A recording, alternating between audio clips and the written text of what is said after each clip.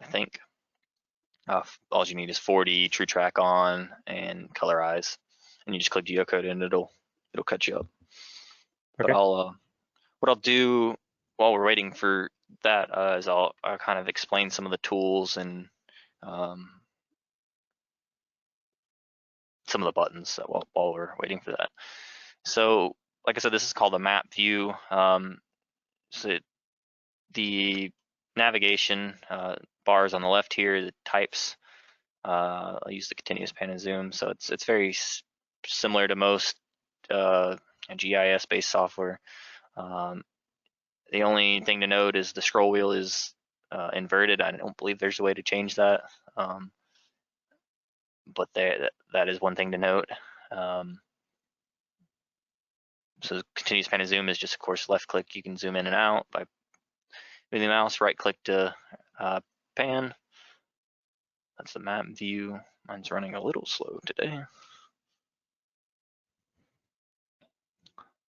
Some of the other tools, I'll note, you'll notice when we colorize it, it instantly put it in this RGB values. If we want to change the way it's viewed on this toolbar here, the one that starts with active LAS layer, about halfway down, you'll see these two buttons. This is how this is going to display our points. The first one being, it's a twofold button. If you just click it, it'll turn off our points completely. If you click it again, it'll turn back on. And there's a couple display methods, so not a couple, there's multiple display methods. First one being elevation, so this one's pretty common.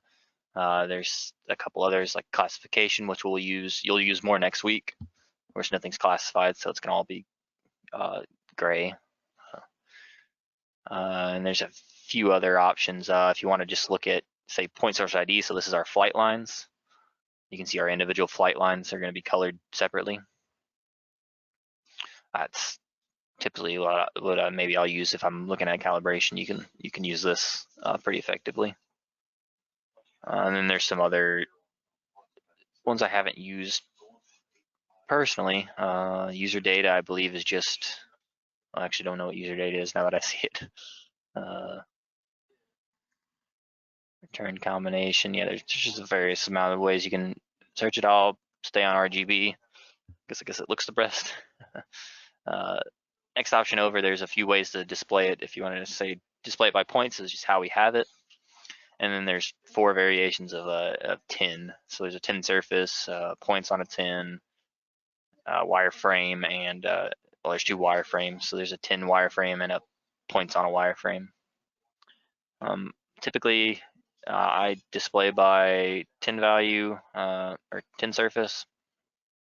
Usually, depends on how you want to deal with it though. Other things you'll be interested in here, this toolbar on the right, which I think that's where it is default. There's a few things we'll be looking at here. Let me see. So this top one is toggling this profile window on and off. You don't have to turn it on per se that way. If you just draw a profile, it'll do that. And speaking of that, to draw a profile, it's this next button down. So what this is gonna do a cross section of our data. And there's a few things you can do with this. So you left click to start the profile, and you can left click again to in that profile, and then you set up depth. So you can either set up depth by just dragging it, doing manually, or if you right click, you can set a depth. So this is in map units. So if I say like a 1 meter depth, profile depth, I can do that. And then it'll populate my profile window here. So with that, the navigation with the profile window, I'm in continuous pan and zoom. So left click, drag in and out. Scrolling is going to scroll my profile. It's not showing my profile here, but it'll scroll it through. So if I started here, it's going to scroll it up or down. Right click is going to be pan. You can also display, you don't have to display the same, obviously, since this is an elevation, you don't have to display the same as what's in the map view. Oh, I'm displaying that wrong one. There we go.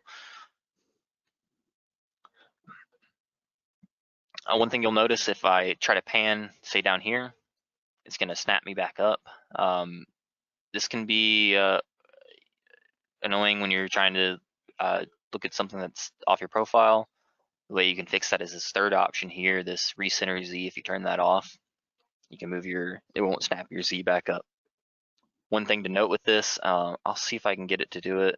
If I draw a profile in a area where it's lower or higher elevation, I don't know if it'll get one.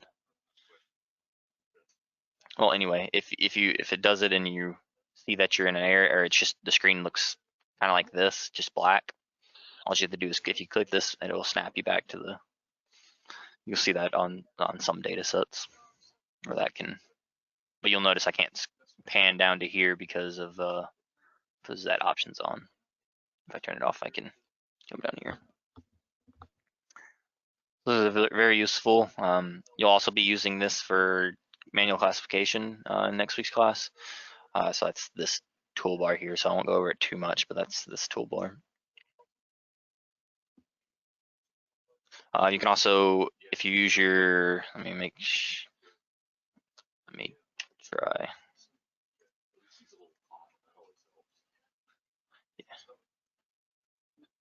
If you use your left and right arrow keys, you can actually rotate the profile. Believe it or not, it doesn't look like it's rotating.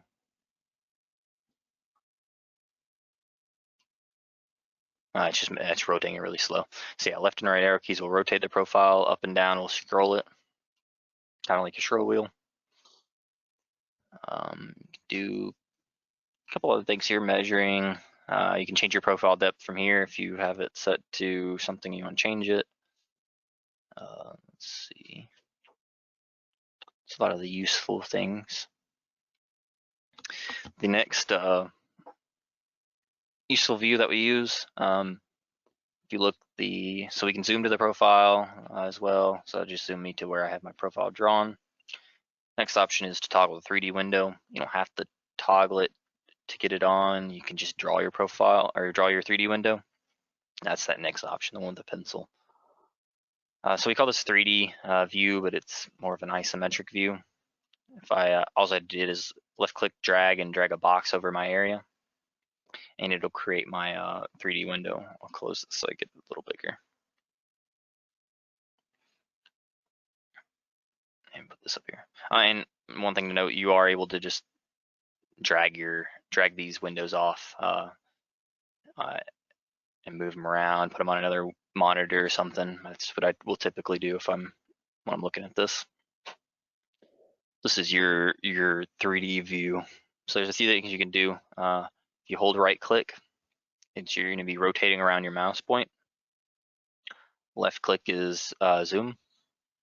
If you hold both mouse buttons, you'll pan. That's kind of the navigation. You of course can change the how you're displaying it. Get your colorized or your elevation. So what I'll do is doing say 10. So if you want to see a 10 surface in here, you can do that.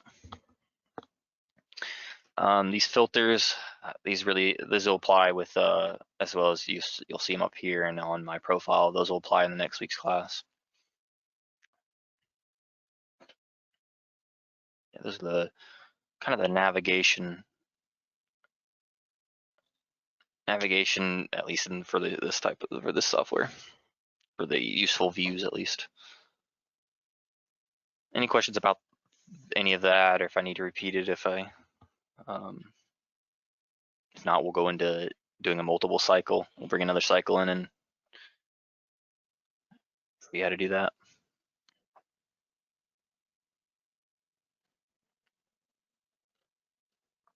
Okay.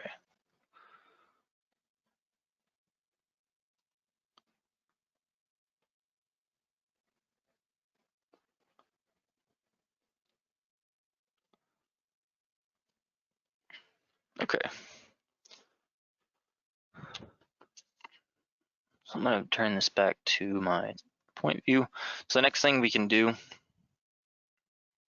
is, since this flight, what I'll do for context, since there is already an ortho made for this flight, I can bring that in. This is another way you can bring other data in as well. So you'll see on this top toolbar, the one that starts with active LAS layer, you'll see this button here that has the red plus with the layers. This is going to be the add LAS raster feature layer dialog that if you click, we'll pull up to this.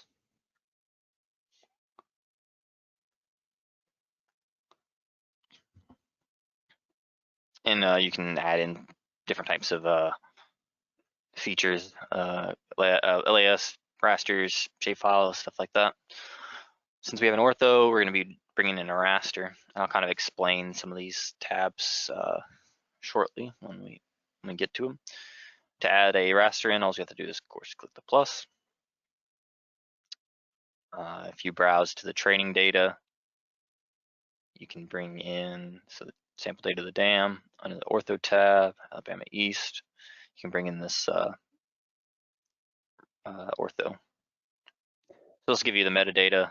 It kind of gives you a rundown of what what's with the ortho.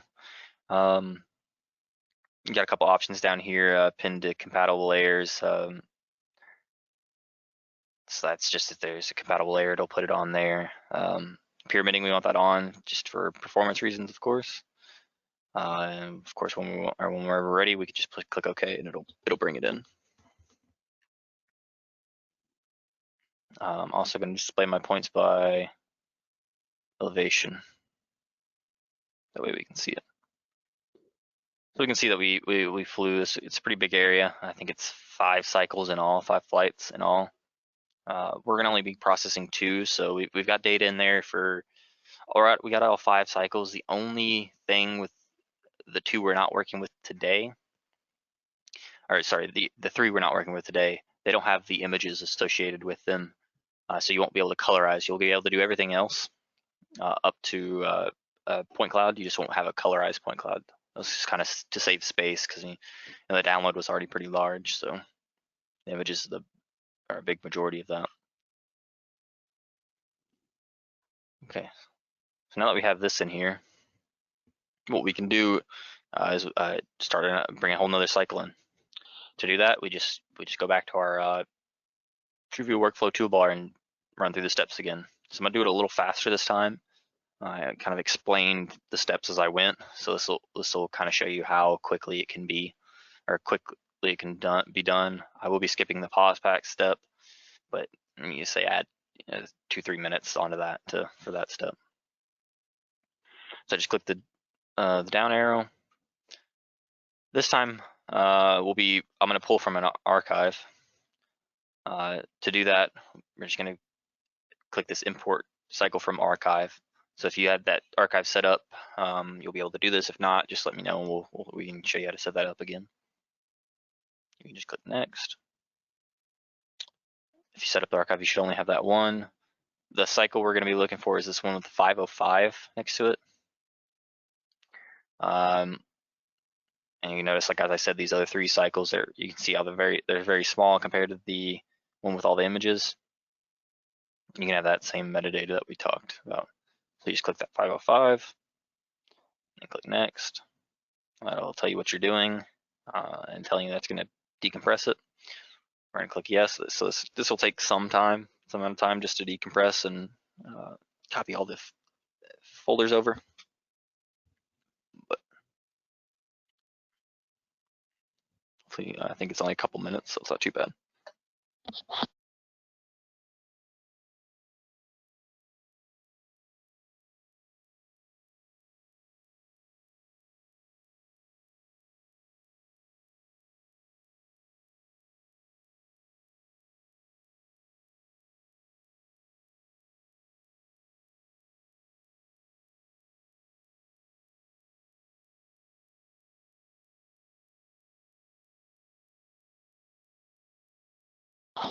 Okay. After it decompresses, so it's going to give you the same kind of dialogue as before. Cycle name, description area, site name. You can add these, of course, if you want.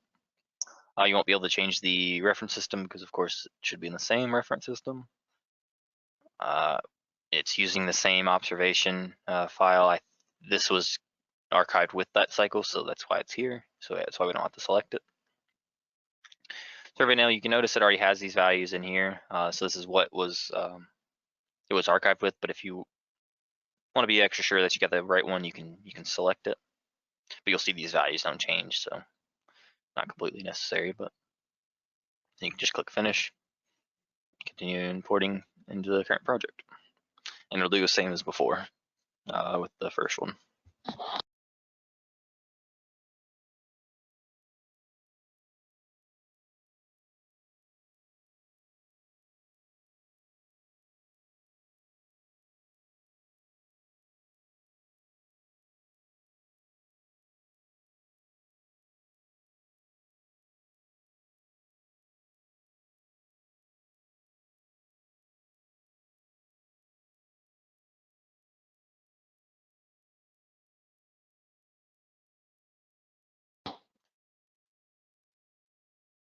And what I'll do for those that were having issues with the pause pack, I'll send you guys a link to the knowledge base for what we have on that unexpected error.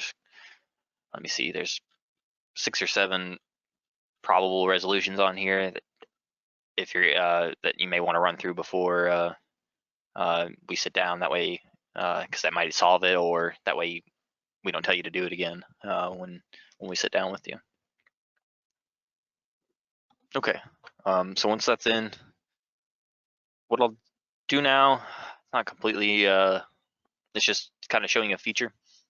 You'll notice that we're starting to get a little crowded, especially as we're getting more cycles. If you got a third, of course we're stacking up even more.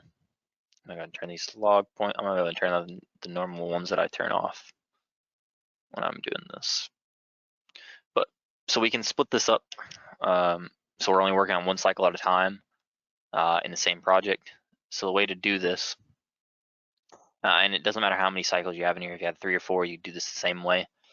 You see this icon here, the layers to the left of our table of contents. If you click that, that's going to be our project manager. There's a few things you can do here. I won't go into all of them. You can make a bunch of filters depending on how, or yeah, it's kind of filtering what's showing here. You can make your own. What we'll do is we'll go ahead and use build, and this box on the right will automatically create a group for us that'll split our cycles into 2 different, so we can work on them in the same project and flip back between them. So if I click that button, you'll see that it created 3 groups, and you can see that if I click this one here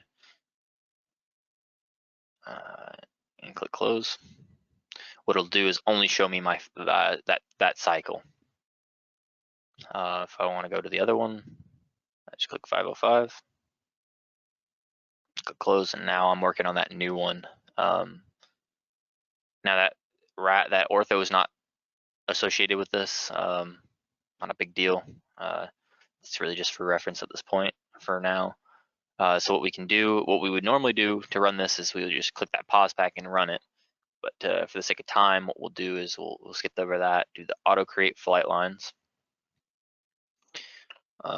compute flight lines.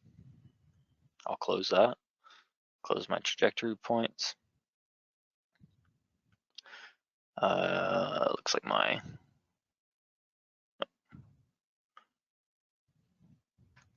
oh, there it was. Feature edit toolbar, I'll grab my select tool.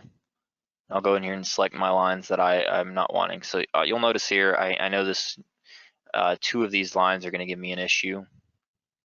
You can see this one stays its own line. So what I'm gonna do is I'll manually create those just to show you that steps again. So I'll delete these, pull my trajectory points up, go in here, select my first point, hold control, select my last, go and hit manually create. I'll do the same up here. Select my first. I think the reason it does this is because of how the drone was turning on this one. They kind of did more of a curved turn. rather than a straight turn. Select my last point and do the same thing.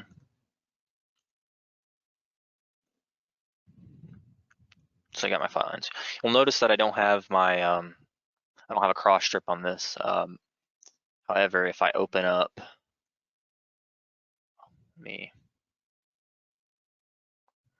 let's let it think. If I open up all my projects together, you'll notice on my first flight that I imported, you'll notice that there's a cross strip that bleeds into that next flight, and we can use that if we needed for calibration data. You can flow that in if you wanted to. You had a flight similar to this. Go back to my 505. So now we'll go on to the True View trajectories. I'll have to import that trajectory file. So that'll be located in the DAM, raw cycles, backups, 505, post-process trajectory.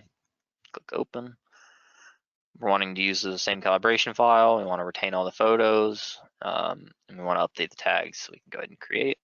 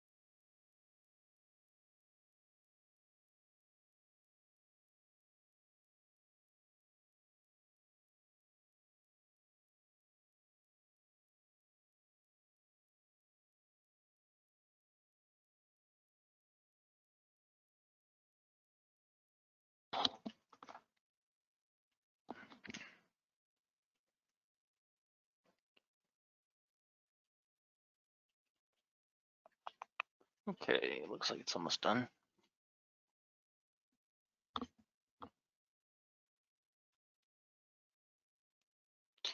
Okay, successful generation of trajectory files. Okay, so what we can do now is just move on to the next step, which is geocoding LiDAR. Using the same options as before, just click geocode. It's a slightly shorter flight, so it shouldn't take as long as last time, but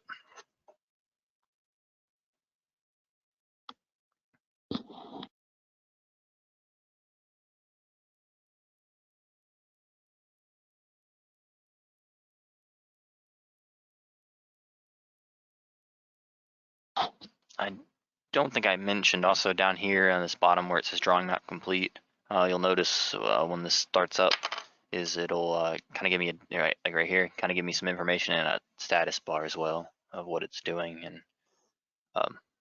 gives you a little bit of status on what it's doing.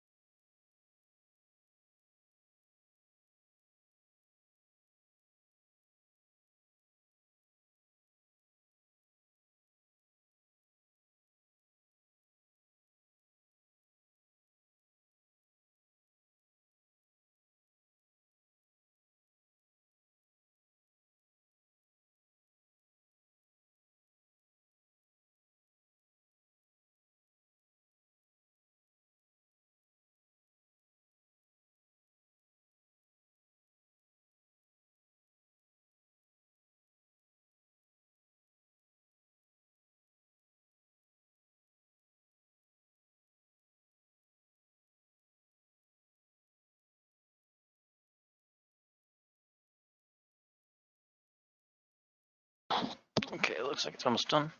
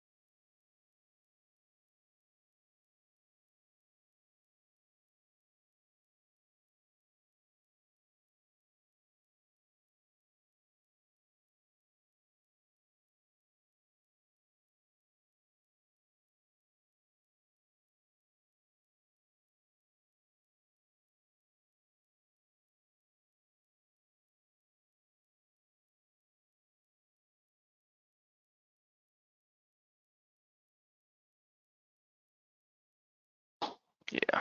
Try. I may have.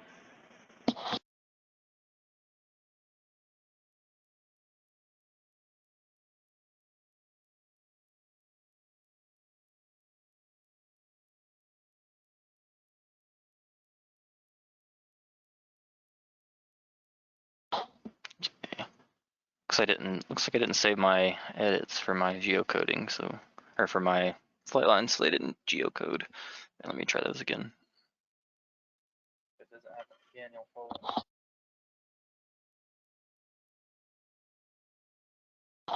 Files not saved yet. Yeah, okay, looks like I just didn't save those and something happened there. Let me come in here.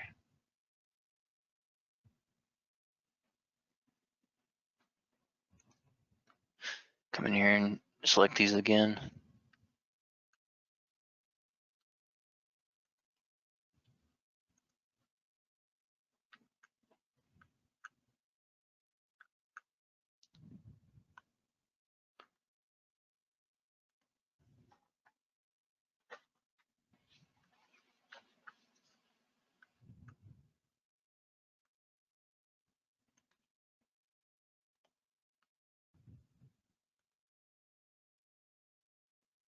Oh, I didn't select the other one.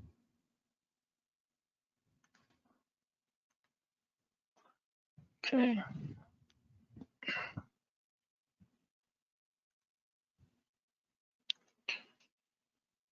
Okay. Yeah, let me look at this real quick.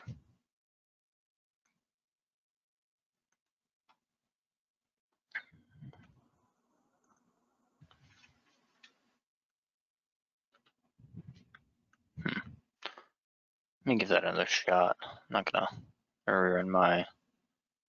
I'm gonna update my tags. Redo this real quick. I think I didn't save my flight line layers before I geocoded in it. Didn't grab those.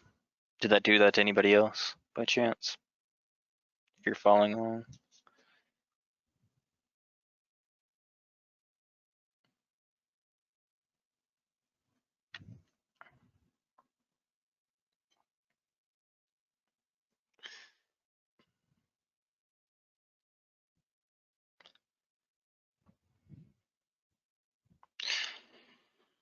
Okay. Oh. What's this?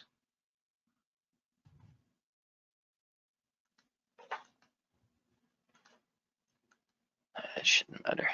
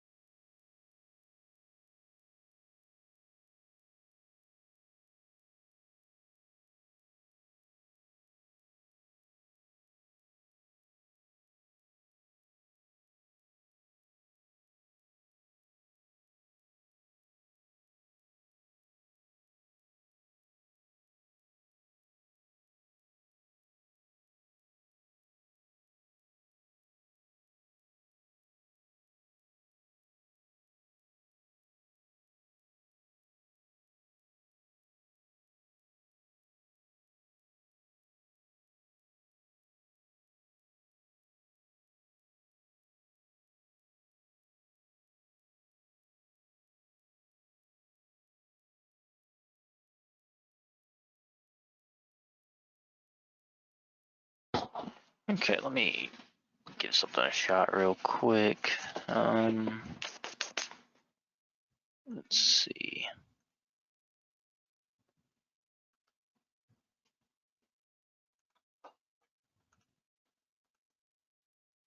I reopen Evo real quick.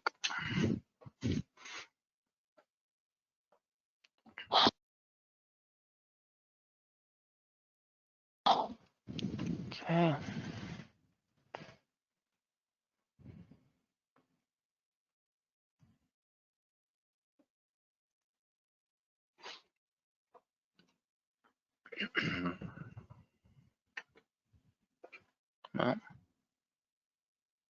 Well, Looks like it did generate it, just, well, it's got one line that's still not, let me see what happened there.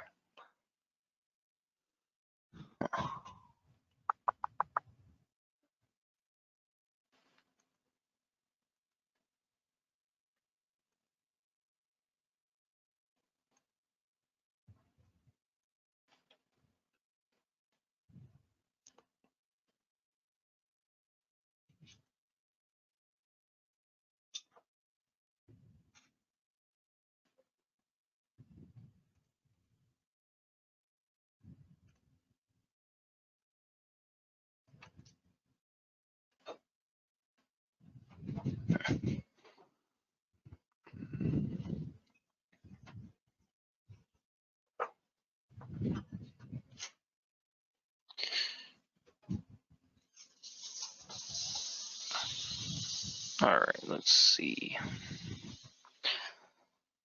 See if that fixed it.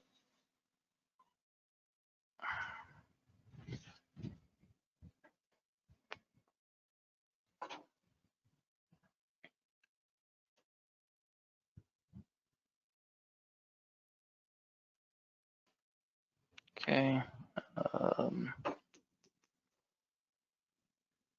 Select this flight line, geocode, geocode.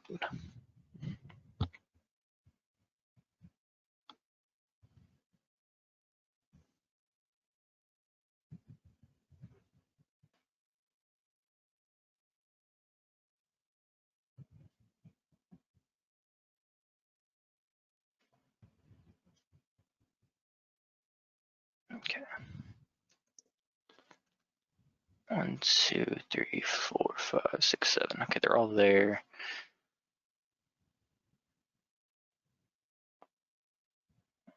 Give another save. See what happened. Not sure what's happening with that, but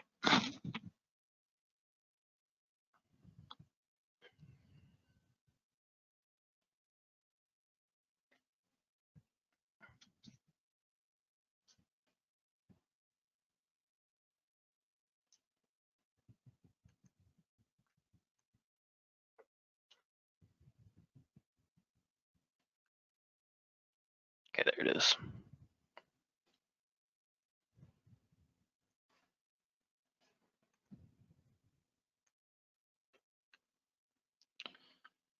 Okay, so now that we got 2 cycles in here, a few things we can do. I think the recommended way of what we, oops, I didn't colorize this one. The recommended approach would be to actually start a new project and bring these LAS together. So we'll bring them into one project. So the easiest way to do that is we'll save our project. We can actually close it. Go to our add LAS layer. Click the plus. So now we can go to our, wherever we have our project at. Go into that. Go into our cycle, our area. We'll start with 559. Go into our flight LAS. Grab all our LAS files, click open, go back in there and instead go to our 505 cycle, flight, LAS, bring all our LASs in. And while we're at it, I'll go ahead and bring our raster in too. So I'll click to the raster tab and bring that back in as well, which is in our data, sample data of the dam, ortho, Alabama East. And now that'll bring all our layers in. One thing to mention on the LAS, you have a couple options down here, open for read only. So in read write, we are going to be wanting to modify it. So we'll open for read write. So you can load the files or the footprints only. We'll load the files completely. If you want to just look at the outlines of your footprints, of course, like it says, of your, if you say you have a whole lot of LAS data sets, you can load the footprints only and zoom into what you want and then go in there and load that in. I got a few debugging options over here, so like attempt to load corrupt, and then incompatible CRS, it'll try to bring it in. We want a pyramid, so bring all this in.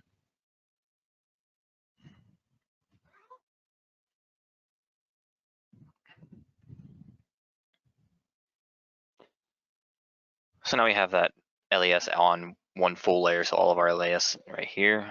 You'll notice whenever we bring in a raster and LAS that way, that'll give it kind of a generic name. I'm gonna go ahead and change these to give a little bit more information. Probably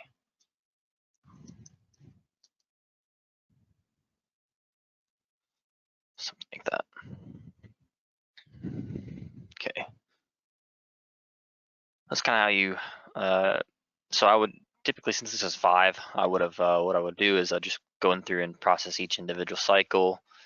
You could either do that in the same project using that project manager, or if you want to open a new project each time you can too. And then whenever I'm done, I'll bring on all the LAS into one project itself, and then I can work on that LAS from there. So now we want to look at doing like so I'll show you if I zoom in here. Let me see if I can make sure I can find one real quick.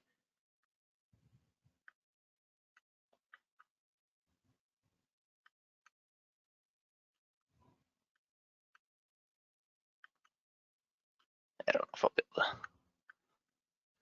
spot one by looking, but okay. Well, we'll bring in our checkpoints. So we have some checkpoints here, and we'll do some horizontal and vertical checks, just to kind of get a sense of the data. To do this, the way we have it is in a text file, and we'll bring it in and make it a shape. If you already have a shape file, you could just bring it in through this feature tab, but I'll show you how to bring it in from a text. So what we want to do is file, import from ASCII XYZ. You can bring them in as LAS or output as LAS or shapefile. We'll be outputting a shapefile. We'll go and add them. So we have these are in the survey folder in the Alabama East meters this text file. You can see that it brings in and shows you kind of a preview down here. We are making a shapefile, so we got to find a place to save this to. I'm just going to save it to my survey folder here. And click next. So now we got to give them an explanation or kind of walk through what these are. So these are delimited.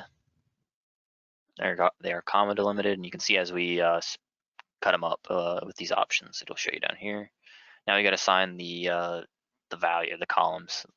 So column 1 is point ID. Column 2 is easting. Column 3 is northing. Column 4 is sea elevation. Column 5 is our description. You can also do a conversion here if you wanted. We don't need to, so we can just click finish.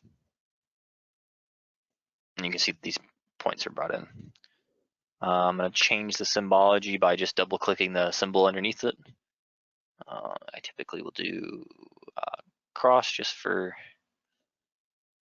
so everybody can see. And I'll bump this up to 13 should work. Okay, now we can see where our checkpoints are. So our LAS only covers this bottom portion for now. So what I'll do is I'm going to select all these points that aren't in our survey, and I'll just delete them. This is just a shapefile, so we can just go in here and delete these. So now we want to do our horizontal vertical check. To do this, we'll be using this control points toolbar.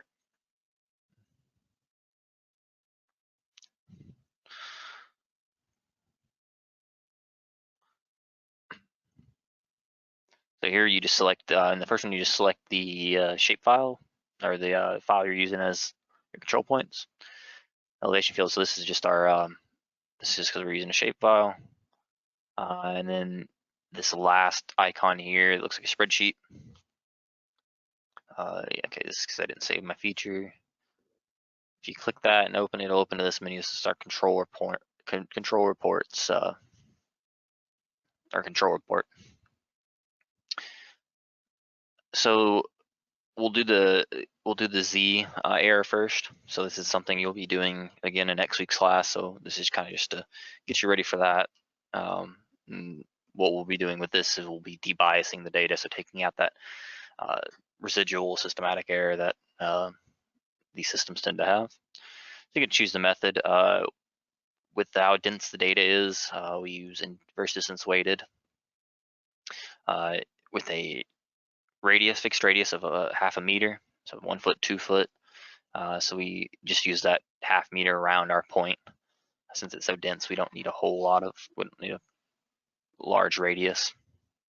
And then I can just calculate my delta Z.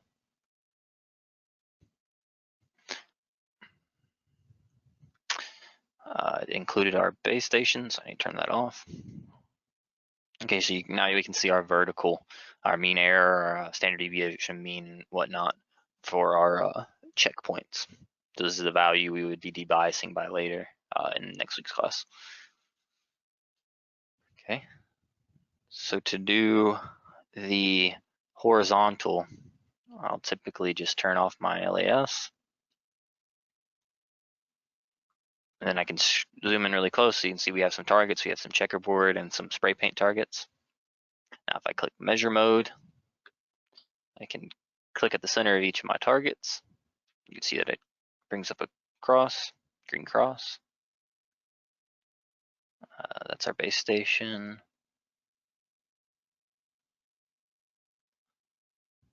So you get roughly the center.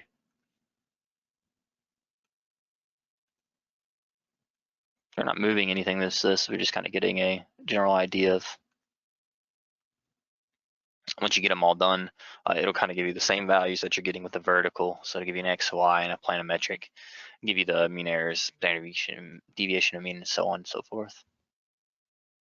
So what you can do with this is actually, you can export it and it'll just export it as a text document. But you'll be looking at this more in next week's class. Okay. So last thing I want